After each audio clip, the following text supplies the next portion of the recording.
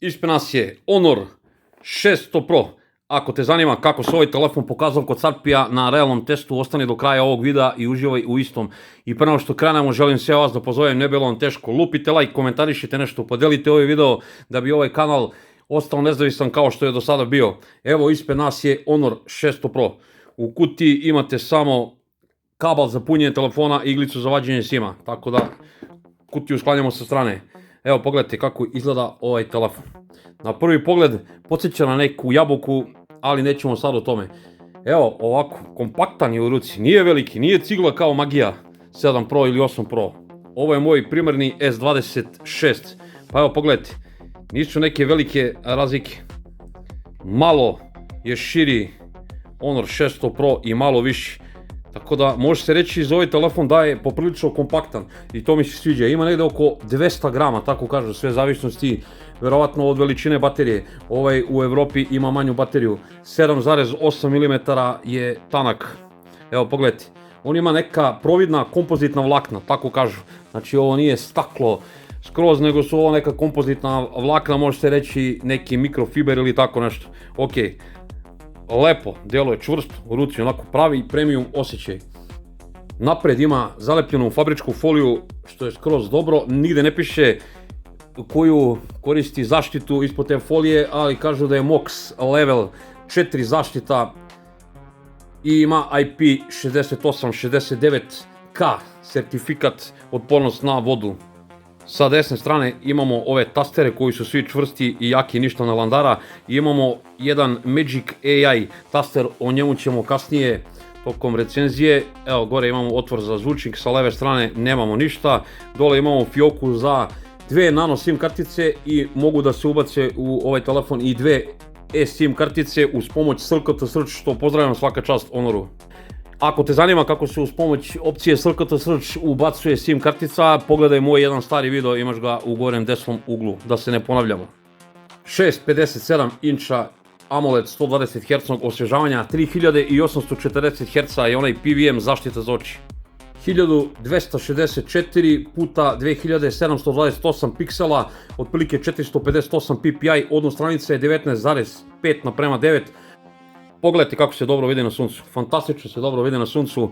Testirao sam taj njegov senzor osvjetljavanja kada izlazim na jako sunce i kada ulazim u ladovinu, to stvarno radi brzo i munjevito. I ovdje još imaju opcija taj neki mod gdje pojačano drži na suncu jakom osvjetljenje. Doduše kaže da veća potrošnja baterije, ali nema veze, hoćemo da svetli kako treba u letnjem periodu. Pogledajte Always On display koji radi samo 3 sekunde. Nažalost, ovaj telefon nema pravi Always On display. Ajmo da vidimo kako mu radi čitač otiska prsta, ovaj optički. Bum. Morate nekad da pritisnete malo više, a kao što vidite, ali radi. Pogledajte Face Unlock, iako je 2D senzor, iako sam ja sakriven iza telefona, ovo radi stvarno fantastično. Samsung nauči nešto od Honora, biometrija je skroz ok na ovom telefonu. Da dodam još vezano za Always On display, ima jedna caka, kada ga pogledate po 90 stepeni, što ću ja sad da uradim, upali se Always On display, tako da nije ni to loše. Telefon je izašao sa Androidom 16, obećali su 6 Android nadogradnji, svaka čast.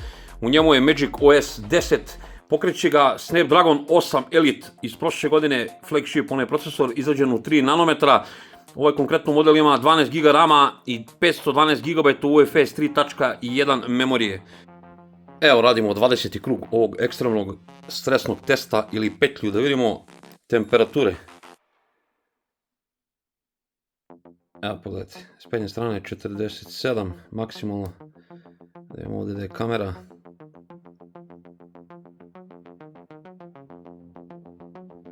...43. Ajde, sad čekamo rezultat. Znači nisu velike temperature. Primetio sam, zagreva se normalno po aluminijumskom frejmu, ali ništa strašno. Evo da vidimo i te rezultate, te brojke, ko voli to. Stabilnost 66%, pogledajte te brojke i nisu toliko loše. Evo pogledajte Geekbench 6, šta pokazuje. Evo pogledajte Antutu test, 2.797.000, 13 stepeni je temperatura išla gore, samo 5% baterija dole, što je skroz ok. Ovdje smo vidjeli da podržava UFS 3.1 memoriju ovaj telefon. Tako da, ljudi, ove brojke i nisu toliko loše. Ovaj telefon ima stereo zvuk. Ajmo da vidimo prvo ovu autorotaciju koju pokazujem na svakom telefonu. Pogledajte kako to radi brzo i munjevito. Ajmo da čujemo kako se čuje ovaj zvuk. Evo, pojačano do daske. Gore imamo otvor za drugi zvučnik.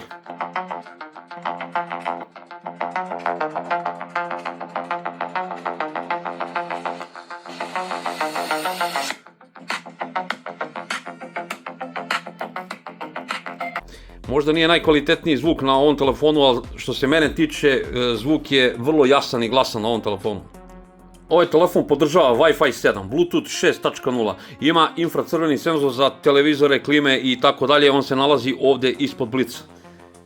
USB Type-C 2.0 je OTG podrška Proximity, ima ultra zvučni, ali testirao sam ga, fantastično radi, ali eto, više bi volio da je fizički Proximity, ali šta da radimo, podržava dualne aplikacije, ima AI prevodilac što fantastično radi na našim jezicima, to sam probao, znači možete da pustite neki, na primjer, kanal YouTube, ako ne koristite Brave browser, na primjer, ima ovaj pametni sajt bar sa strane, možete da kliknete ovdje, pokrenete ovo AI subtitle, namestite sa kog jezika na koji jezik da vam prevodi i u realnom vremenu to prevodi i stvarno to dobro radi, baš sam zadovoljan što se toga tiče. Testirao sam i ovaj prevodilac što se tiče razgovora. Razgovarao sam sa ćerkom, ona je pričala na engleskom, ja sam pričao na srpskom i to u realnom vremenu vrlo brzo prevodi. Ima i opciju Deepfake AI, znači ako razgovarate sa nekim tokom video poziva ili ovako telefonski, može da uoči da li je AI sa druge strane, znači da ne može neko da vas prevari i to super radi na ovom telefonu. Znači poprilično sam se iznenadio zato što AI u ovom telefonu može da se podesi, znači bukvalno i da ne znate jezik, to će savršeno lepo da vam radi. Pominjao sam na početku ovaj AI taster. To se meni poprilično i ne sviđa zato što se nalazi na ovom mestu, možda bi bilo bolje da se nalazi sa leve strane, zašto? Kada ovako telefon stoji na stolu, ja često stiskam taj taster, on može da se onemogući, ali eto, možete njega da programirate, na primjer, kao na nekim telefonima, da pokrećete određene stvari s ovim AI tasterom, možda bi to nekom bilo zanimljivo. Evo, možemo ovako i da ga onemogućimo, znači da kratko kliknete, dva puta tapnete, da dugo zadržite, znači možete da namestite određene stvari, što to je skroz ok. Što se tiče njegove AI, poprilično sam se igrao na ovom telefonu. Evo ovdje imaju ovi smart senzori, to sam pokazivao na početku, ako gledate u ekran po 90 stepeni ovako, onda se pali always on display, znači kada vas neko zove, isto tako kad pogledate u ekran smanji se ton a kad gledate ovako nešto, ne morate da nameštate, da pipkate ekran non stop, nego ovako možete nešto da čitate bez problema, bez bojazni da će ekran da vam se ugasi. I ima naravno dupla tapkanja za paljenje i gašenje na ovom ekranu, spuštanje sa pola ekrana, to super radi, ima velike male foldere i to možete svašta nešto da podešavate, to mi se jako sviđa, evo možete na primjer da proširite ovako ovu ikonu, možete da povećavate, smanjujete ove foldere. Sve je brzo i fluidno na ovom telefonu, znači nema nikakve zamerke, bukvalno leti sve na njemu. I ima sve što bi po meni trebao da ima svaki telefon. Ima neke trikove, na primjer ovako, možete da povučete prstom, da smanjite ekran ako vam je previše veliki, da lakše radite sa jednom rukom. Možete ovako da kucnete za snimak ekrana, dva puta kucnete, možete ovako sa dva prsta da kucnete, krene snimanje ekrana, ovako prekidamo, tako da ima dosta tih trikova na ovom Magic OS-u, sve je bolji i bolji ovaj Magic OS, možda i najbolji do sada. Možda bi trebao da napravim poseban video vezano za Magic OS, ako budem imao vremena napravit ću neko poređenje Magic OS i One UI ako budem stigao u narednih par dana. Poigrao sam se malo sa veštačkom inteligencijom u samoj galeriji. Evo, odabrao sam ovako jednu moju fotografiju sa ulice i imate ovdje opciju Create. I tu od jedne slike ili više slika možete da napravite neki video. Ja sam se onako malo poigrao, napisao sam za ovu sliku da od ovog gospodina ovdje napravi da se kao moli 8 sekundi. Pogledajte. Za mene je to klasična debilana, ali ko ima neko kreativno duha može zaista da se poigra ovde i da napravi ko zna šta. Baterija na ovom telefonu, litijum polimerska, 6400 mAh, to je za nas u Evropi, 7000 je za sve ostale u svetu. 80 W je žično punjenje, znači podržava ako imate naravno originalni Honorov punjač. 50 W bežično punjenje i 27 W je reverzibilno žično punjenje. Meni opušteno izdrži jedan dan, znači ja sam napravio preko 6 sati screen time-a, znači manje zahtjevnim korisnicima dan i po do 2, opušteno ova baterija može da traje. Ajmo da pređemo na te famozne kamere. Glavna kamera je 200 megapiksela sa elektronskom i optičkom stabilizacijom, snima video u 4K u 30 i 60 fps. 50 megapiksela je telefotokamera sa 3,5 puta optičkim zoomom i 12 megapiksela ultra široka kamera sa autofokusom. Ovo ovdje nije fake otvor, nego je color spectrum senzor. Selfie kamera je 50 megapiksela koja snima video u 4K u 30 fps-a, podržava elektronsku stabilizaciju i može da prebacuje sa senzora na senzor, što ne može magija, ono što Samsung može i što ja volim na svim telefonima. Evo pogledajte kako izgleda aplikacija kamera, ono standardno ima svašta nešto. U nastavku pogledajte kako se ovaj telefon pokazao kod mene na testu, pa ćemo damo neki zaključak i o ovom telefonu.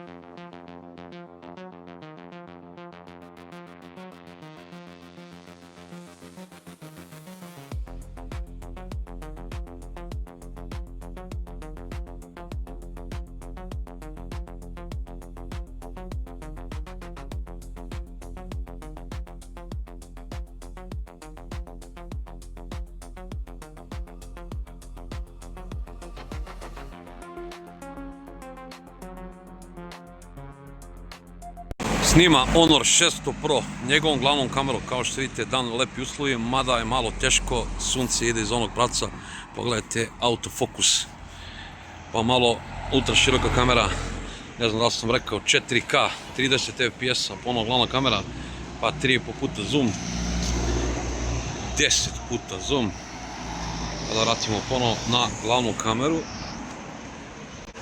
malo ja. Evo, sunce mi ide u oči, isto 4K 30 fps-a, ovo mi sviđa što može da se prebacuje sa senzora na senzor. Evo vidite kako to radi ovaj Honor 600 Pro. Pišite mi dole u komentarima kako se vama to čini. Evo da opalimo jedan multivideo, ovo može samo u 1080p u 30 fps. Ajmo ovo zoomiramo 2 puta, 5 puta, 6 puta, to je to. Pa ponovno glavna kamera. Video snima Honor 600 Pro, njegovom glavnom kamerom, 4K, 30 fps-a, kao što vidite, noć, teški uslovi. Ajde vidimo kako on to radi. Kao što vidite, prava noć. Ćemo malo da prošetamo.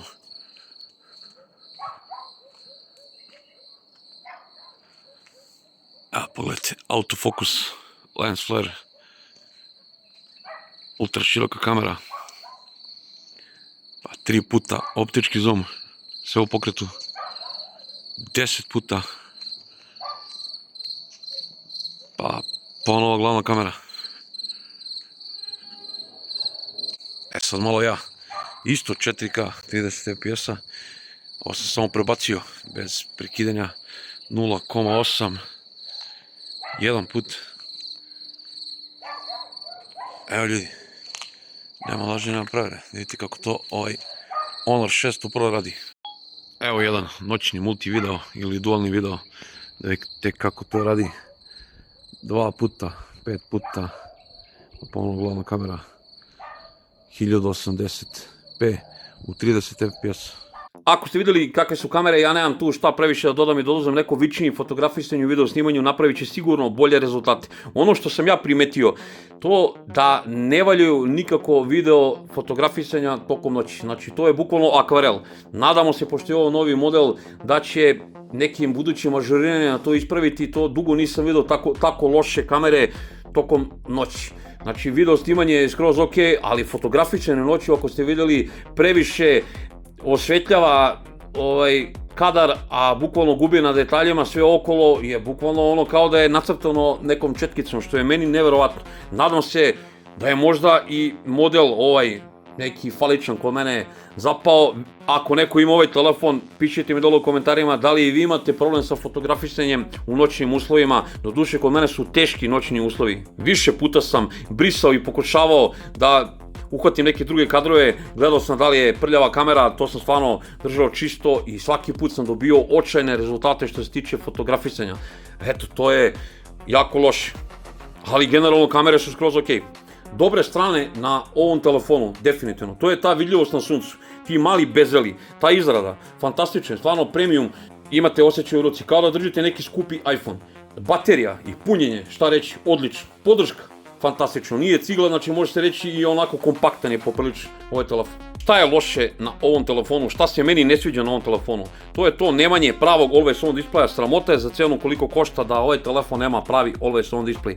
U 26. godini isto nedopustivo je UFS 3.1 interna memorija, brzina kamere noću, vidjeli ste sami. I šta po meni nije lepo? Nije lepo ovo kopiranje jabuke.